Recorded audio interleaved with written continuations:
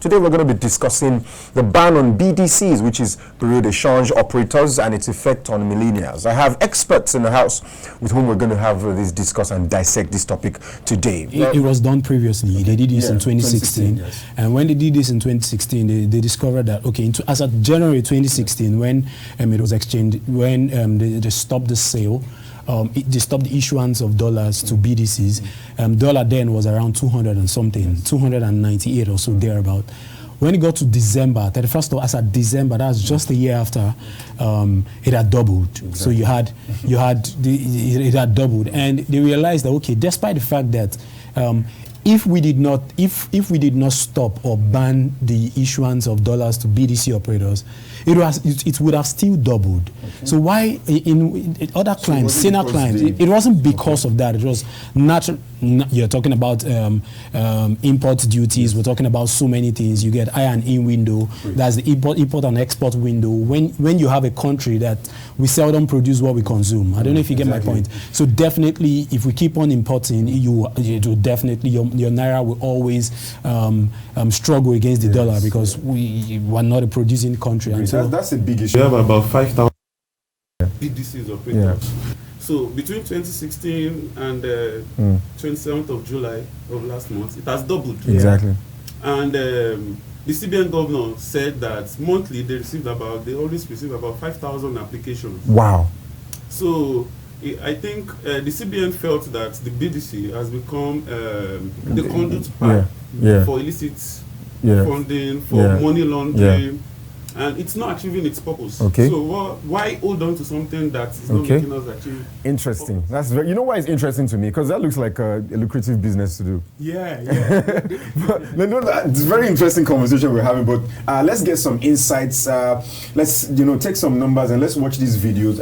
That's going to be like a cap as to all the things we're talking about. All right. We're just going to watch this video, listen to a couple of things, and get more insight. All right. Shortly, let's have the video. The Central Bank of Nigeria, in a bid to sensitize the Bureau de Change space, leaving only the credible institutions, put a halt to the sale of forex to BDCs on the 27th of July 2021. In 2016, the CBN banned sale of forex to Bureau de Change operators BDCs, as at then the black market rate was 270 naira 25 kobo and rose to about 340 naira, a staggering 26%. The currency has lost 17 naira to close at 522 naira per dollar at the parallel market, a day after the Central Bank of Nigeria CBN stopped dollar allocation to 5,300 licensed Bureau de Change operators in Nigeria. The local currency, which exchanged at 410 naira 16 kobo per dollar at the official market, had closed on Tuesday at 505 naira per dollar on the parallel market. Speaking after the Monetary Policy Committee meeting, the CBN Governor, Godwin Emefiele, said the bank will also not issue new license to BDCs, saying the black market had become a conduit for illicit forex flow and graft. While this is part of the efforts of the CBN to ensure a better forex ecosystem, some Nigerians are worried about the effects that this regulation will bring to the common man. It looks like it's a good business to move into, seeing how the numbers have doubled. And we can, you also mentioned how the rates also doubled, it increased. Do you think we're going to face the same thing now? I mean, between when the announcement was made, I think just less than 24 hours, we saw an increase. Why do we have that? In every market, and in most markets, there are some there are certain news that will definitely move the market. And when I say news, it also has to do with news that pertains that has to do with the cash cow of the economy, which is CBN. So if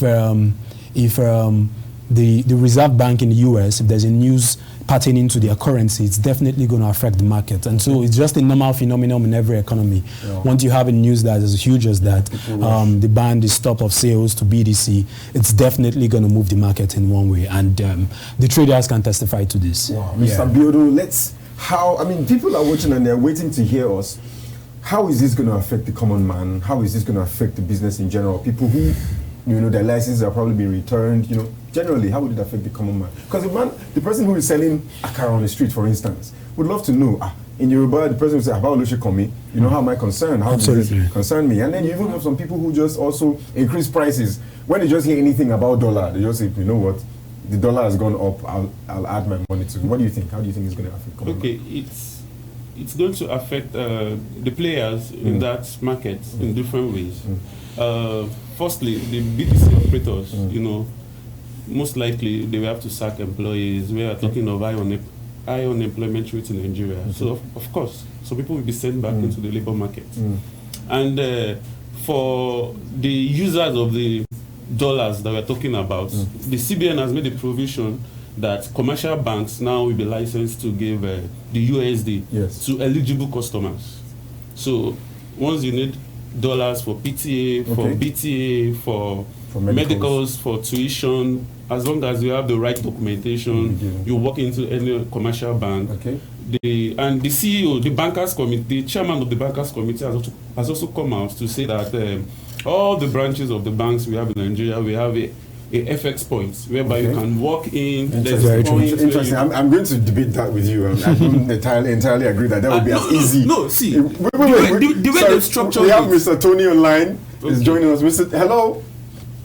I guess he'll probably join us. One of our guests who promised to join us, Mr. Tony, will also talk about this. You wanted to say? No. Like I was saying.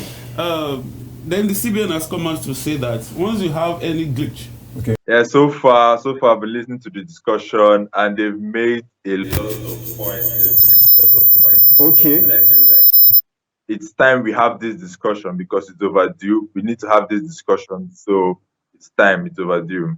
Jumping into an argument now, the CBN has also put in place numbers you can call, and I like the way Governor Emefiele put it. You can report them. Do you think it's going to be that easy if you walk into a bank to get foreign exchange dollars and you're not properly served? Do you think it's going to be easy to just pick up your phone and call the CBN and you'll be answered? Okay, to me, I feel it's not going to be that easy because we already know that commercial banks find it difficult to even issue the normal dollar they have. So normally they find it difficult to issue the normal dollar they have. Now, if they now have the monopoly of the dollar market in Nigeria, it means that they have a control over a lot of things. And a lot of people who may not meet their requirements may not be able to get the dollars that they want. Now, not all businesses have all the requirements that they need to get dollar, but they are legit existing businesses, but they may not have all the information that the bank would require for them. And then the time involved in getting these dollars would double, because normally you could go and then get this dollar and then your business is moving. But now to take times 2 the time, you have to first go through a lot of process, a lot of verification, which will slow down the economy and slow down for business and exporters and importers. Because if you just walk to a owner of a bureau de change, for example, you just meet the malam, you just tell him how much you want, you don't sign any paperwork, you don't, Okay. Frank, what do you think? Yeah, it has advantage and disadvantage anyways. If you want to look at it this way, as regards counterfeits, getting counterfeit currency, as regards the dollar, definitely that is going to be off the system, because you have lots of retail buyers who go to all this bureau de change and try to purchase the dollar and all that, and they end up getting counterfeit dollars. And that is off the system. That is one advantage to the system. However, the monopoly of the market, the monopoly of we are more or less a dollar naira economy in context. I don't know if you get my point. And so as a naira dollar economy, when you have just the bank being the full having the full monopoly of the FX, meaning it's a huge hiccup to business persons, because it's definitely going to be a clog in the wheel of progress as to business transactions for those who are into export, import, and all that. Lots of paperwork will be required for you to, lots of licenses. You know how banks can be even when you want to withdraw your own naira. Sometimes when you have issues with your transactions, you know how they can go back and forth. Sometimes 24 hours. Exactly. Are you saying 24 hours? Sometimes it can go as high as 72. Well, I need to check and all that. Then. But Mr. Abiodun, let's just.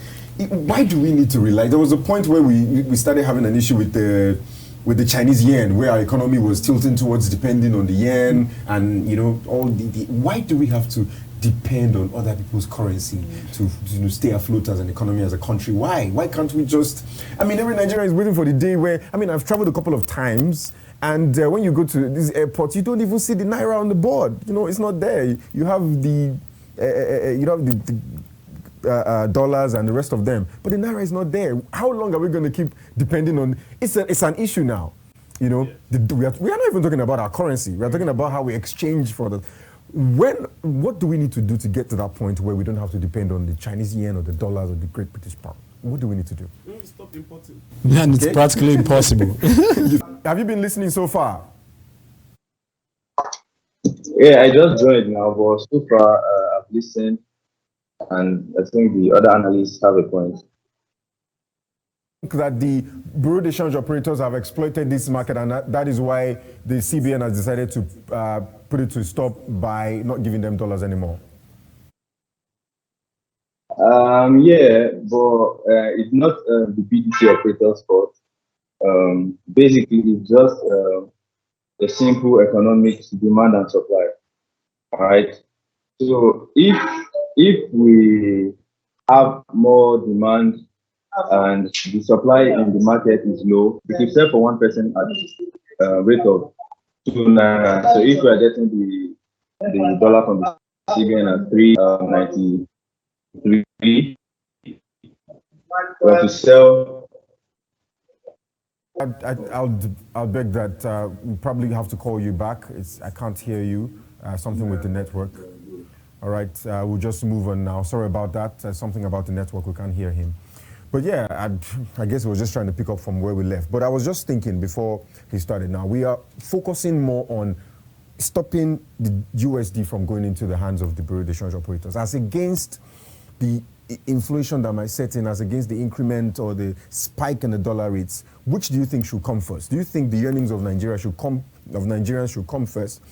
How are the people going to be affected now? Or is the CBN telling us how long is it going to take before we have a stable economy? Because they are promising us now that, it's going to be fine. This is what we need to do now. You enjoy yourself. But now we've seen the, increase in the dollar rates. It's gone up to 505 or 500 or something. Everyone is scared, So which are we supposed to put first? Are we supposed to listen to Nigerians speak first and say, what, let's plan a 6-month, a 10-month stuff?